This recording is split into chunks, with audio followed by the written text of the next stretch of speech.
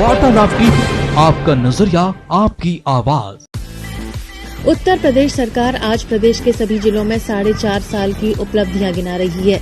इसी क्रम में आजमगढ़ जिले के प्रभारी गन्ना मंत्री सुरेश राणा ने योगी सरकार की उपलब्धियों को गिनाते हुए कहा कि 4.5 वर्ष में प्रदेश सरकार ने मिसाल कायम की है।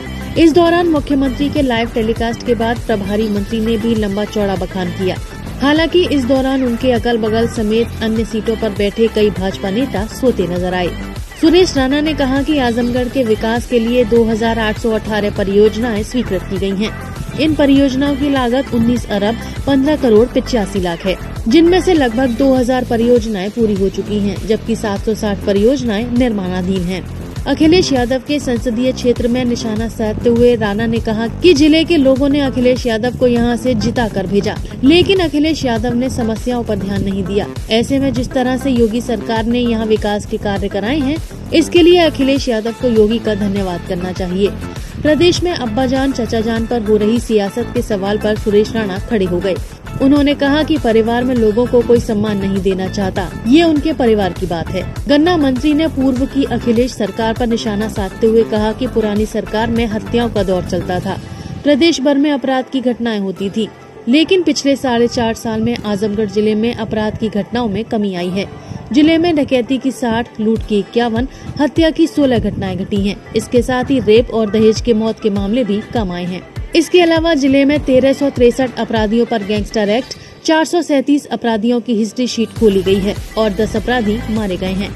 एनसीआरबी के आंकड़े में प्रदेश के 3 जिलों में आपराधिक घटनाओं के बढ़ने के सवाल पर गन्ना मंत्री ने कहा कि जिस तरह से प्रदेश में 4000 करोड़ का निवेश हुआ है, उससे अंदाजा लगाया जा सकता है कि यूपी में कानून व्यवस्था कितनी बेहतर हुई है। उन्होंने कहा कि आज यूपी की कानून व्यवस्था अन्य राज्यों के लिए रोल मॉडल बनी है। अखिलेश यादव जी आजमगढ़ के सांसद हैं।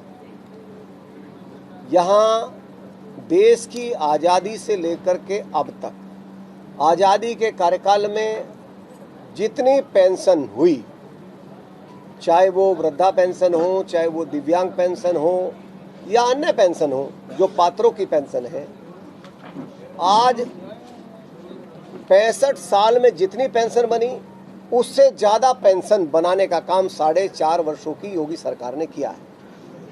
चूँकि वो सांसद हैं यहाँ से, तो उन्हें धन्यवाद करना चाहिए योगी आदित्यनाथ जी का, और मुझे उम्मीद है कि वो जरूर धन्यवाद करेंगे कि उन्होंने पूर्वांचल की बरसों पुरानी मांग और आजमगढ़ की विशेषकर यहाँ विश्वविद्यालय दे करके आदरणीय योगी आदित्यनाथ जी ने आजमगढ़ वासियों को, मऊ वासियों को, बलिया वासियों को नई सौगात देने का काम किया है। जहाँ तक आपने अब्बाजान की बात कही है, तो यदि कोई परिवार के लोगों को सम्मान देना नहीं चाहता तो ये उनके परिवार के अंदर का विषय है, इसमें हम लोग क्या कह सकते हैं। एक बात विधायक आपसे नहीं है।